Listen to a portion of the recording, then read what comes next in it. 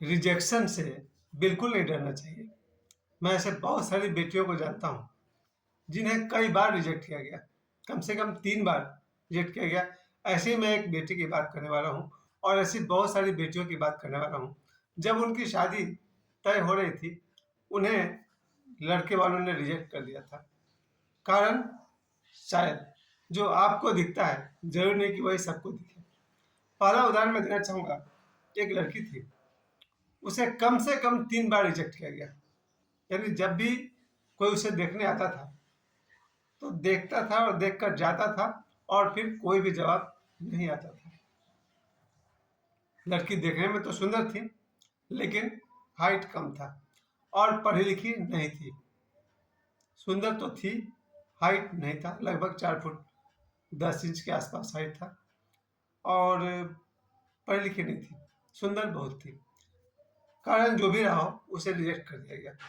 फिर साल 2 साल बीतते गए, बहुत जगह प्रयास किया गया। दूसरी बार फिर कोई उसे देखने आया, इस बार भी उसे रिजेक्ट कर दिया गया। जरा सोचिए एक लड़की पर क्या बीतती होगी जब उसे कोई रिजेक्ट करेगा। ये बात मैंने इसलिए उठाई क्योंकि एक ज्योतिष में ग्रह है मंगल ग्रह। अगर मंगल दोष हो तो शादी ब्याह में बहुत तकलीफ होती है। आज मंगलवार है, ऐसे ही मैं 2-3 केस आपके सामने लाता हूँ जिसमें आपको लगेगा। फिर उसे तीसरी बार एक सरकारी नौकरी करने वाले लड़के ने देखा, लेकिन रिजेक्ट कर दिया, पसंद नहीं किया। इस बार भी उसकी शादी नहीं हुई। लेकिन चौथी बार संजोग, ईश्वर की कृपा, राह चलते ट्रेन जर्नी में शादी की बात चली, शादी की चर्चा चली और इस बार जो लड़का की तस्वीर उसको दिखाया गया, उस लड़की को, अब उस लड़की के हाथ में था कि वो चाहे तो लड़का को रिजेक्ट करे या फिर यस बोले या नो बोले। यहाँ बहुत बड़ी बात थी क्योंकि यहाँ पर उस लड़की को देखने फिर गए थे लड़की वाले। लड़के के परिवार से लगभग 4-5 लोग गए थे उस लड़की को देखने और सभी लोग देखकर बहुत ही मंत्रमुग्ध हुए, यानी कि खुश हुए। वो लड़की सचमुच देखने में दुर्गा मैया जैसी सुंदर थी। सेकंड पॉइंट था उसकी हाइट। हाइट की कोई परवाह नहीं की लड़के वालों ने। दूल्हा तो देखने नहीं गया था, लेकिन बाकी दूसरे लोग गए थे। दूल्हा तो देखने नहीं गया था, बाकी लोगों ने देखा। उन्होंने जो भी हाइट था उसको उधर किनार कर दिया, हटाओ, हाइट है तो है, नहीं है तो नहीं है। उस पर आदमी का बहुत ज्यादा बस भी नहीं चलता है। किसी की हाइट नहीं है, उसमें उसकी क्या गलती है। ज्यादा से ज्यादा उसमें आदमी कॉशियस हो सकता है। खैर, वो उम्र बीत गई है, हाइट को इग्नोर कर दिया गया। पढ़ाई लिखाई को भी लड़के वाले ने साइड कर दिया, क्योंकि शिक्षित है तो बढ़िया है, शिक्षित नहीं है तो कोई बात नहीं, संस्कारी होनी चाहिए। और संस्कारी है ये परिचय तो लड़की को देखकर ही मिल जाता है। 5 मिनट, 10 मिनट, आधे घंटे, 1 घंटे, 2 घंटे लड़के वाले साथ में रहे और हर तरफ से ये बात सिद्ध हो गया कि ये लड़की संस्कारी है। तो ये 2 गुण जो उस लड़की में थे, वो संस्कारी होना और सुंदर होना काफी था। उसके शिक्षा को संस्कार ने वो जगह ले लिया कि भाई संस्कारी है, बहुत बड़ी बात है। और लंबी सॉरी, लंबी तो नहीं है लेकिन सुंदर बहुत है, चलेगा। और इस बार ये शादी हो गई। मैं ये कह रहा हूँ सर कि रिजेक्शन में घबराने की कोई भी जरूरत नहीं। अभी हाल में एक शादी और हुई है 2 महीना पहले, मुझे याद है उसकी भी शादी के लिए लड़के वाले देखने आए थे। लड़के वाले ने देखा, हम लोग जवाब का इंतजार करते रहे, जवाब नहीं आया। फिर ईश्वर की कृपा हुई, उस बेटी की शादी हो गई कहीं और जहाँ शादी हुई, वो लड़का कहते हैं ना, वो राजकुमार की तरह घोड़े पर बैठ कर आए, बिल्कुल वैसा ही। एक ऐसा राजकुमार जो देखने में ही राजकुमार लगता है। घोड़े पर तो नहीं आया था, अपनी बड़ी सी कार पर आया था, वो कार में आया था। तो उस लड़की की शादी जो हुई है बहुत ही धनाढ्य परिवार में हुई है। उसका घर, बहुत ऊंचा मकान, पति पैसे वाले, खूबसूरत हैंडसम आदमी, द हीरो मैं कह सकता हूँ। ये कहने का मतलब ये हुआ कि जब भी बेटी की शादी हो, रिजेक्शन का कोई बहुत खास मतलब नहीं होता है, बहुत मामूली घटना है। अगर किसी लड़की को रिजेक्ट कर दिया जाए तो मेरा तो एक ही अर्थ निकलता है कि भाई उस आदमी के नसीब में ये बहू नहीं है। बिल्कुल ये मत सोचिए कि बेटी के नसीब में वो लड़का नहीं है, ये सोचिए कि उस लड़के के नसीब में ये बेटी नहीं है। मैं और भी एक दो बेटी को जानता हूँ जिसको देखकर मैं कह सकता हूँ कि ऐसे भी लोग हैं जो दो लोग मिले, एक दूसरे को पसंद किए, फिर धीरे धीरे पीछे हट गए।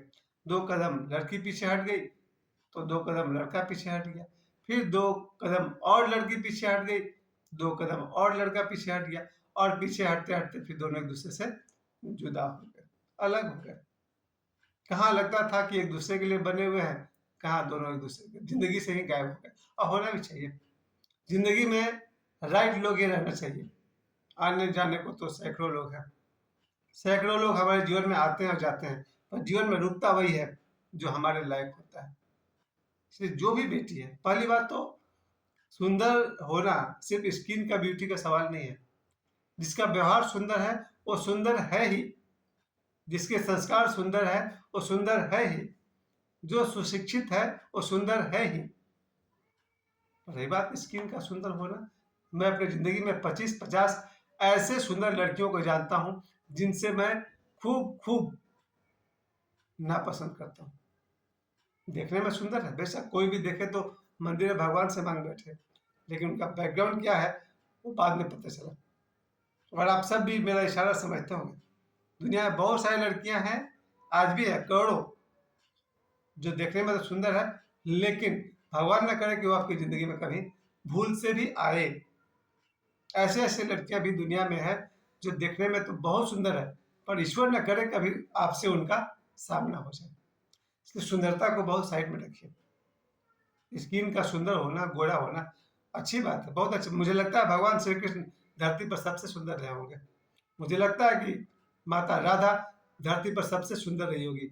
मुझे लगता है कि माता पार्वती संसार में सबसे सुंदर रही होगी। अच्छी बात है, सुंदर होना बहुत ही अच्छी बात है, लेकिन जिस सुंदरता के साथ संस्कार और व्यवहार नहीं हो उसका क्या करना है। मैं ऐसे बहुत सारी लड़कियों को जानता हूँ जो देखने में ठीक है पर महाबदतमीज है। हम सब के प्रति नहीं, अपने माता पिता के प्रति। मैं ऐसे लड़कियों को जानता हूँ जो अपने माता के प्रति बदतमीज है, अपने पिता के प्रति बदतमीज है, अपने भाई बहनों के प्रति बदतमीज है। क्या करिएगा वैसे सुंदरता का लेकर के। ये सुंदर होना बहुत अच्छी बात है, लेकिन व्यवहार संस्कार बहुत बड़ी बात है। और याद रखिए जो व्यवहार कुशल नहीं है वो किसी काम का नहीं है। जीवन में वही लोग 2 कदम साथ चल पाते हैं जिनकी व्यवहार कुशलता अच्छी। आखिर किसी में क्या अच्छा होता है। अगर मैं अपनी बात करूं, बचपन से आज तक जो भी समझ भगवान ने मुझे दी है, फर्स्ट इंप्रेशन क्या रहता है, किसी का लुक। कोई सुंदर दिख गया, अच्छा लगा, ये पहला टेस्ट पास। टेस्ट नहीं कहेंगे इसके, लेकिन ये कहूंगा कि कोई सुंदर दिखा, अच्छा लगा, बहुत छोटी सी बात। जिंदगी में 10-20 बार ऐसा हुआ, कोई सुंदर लगा, अच्छा लगा, उसके बाद डिसअपियर फ्रॉम लाइफ, जिंदगी से गायब हो गया, जैसे कपूर गायब होता है वैसे।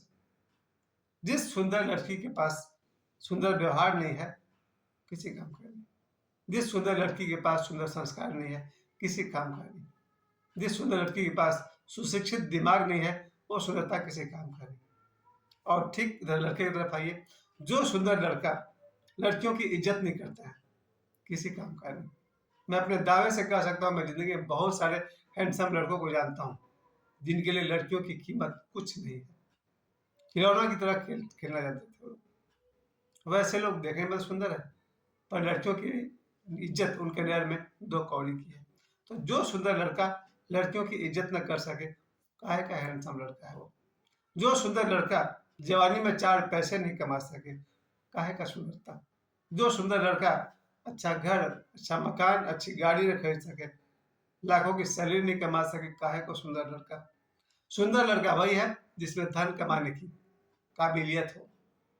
सुंदर लड़का वही है जो नारी शक्ति की इज्जत करता हो, माँ की, बहन की, बेटी की, दूसरों की बेटी की इज्जत करता हो, वो सुंदर हो। और ऐसे में सुंदर लड़का किसी को भी कोई रिजेक्ट कर दे, कोई बड़ी बात नहीं, लड़के भी रिजेक्ट होते हैं। मेरा सौभाग्य है, मुझे 3 बार विवाह जैसी स्थिति आई थी, मुझे एक बार भी रिजेक्ट नहीं किया गया।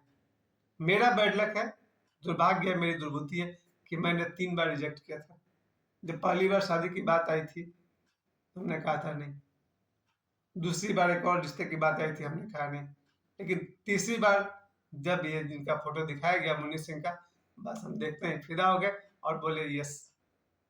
खैर, आज इस मंगलवार के दिन पर मैं यही कहना चाहूँगा, मेरी माँ कहती थी कि जो मर्द होता है वो पैसा होता है, तो पुरुष वही है जो धन कमाना जानता हो, और स्त्री वही है जो रूपवती हो, सुसंस्कृत हो और व्यवहारशील हो।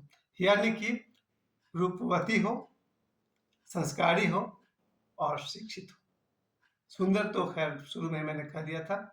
आज मंगलवार है, आप सब पुरुष के लिए, लड़कों के लिए मैं यही कहना चाहूँगा, व्यवहार अच्छा हो और धन कमा सको, ये दो काबिलियत काफ़ी है। धन्यवाद।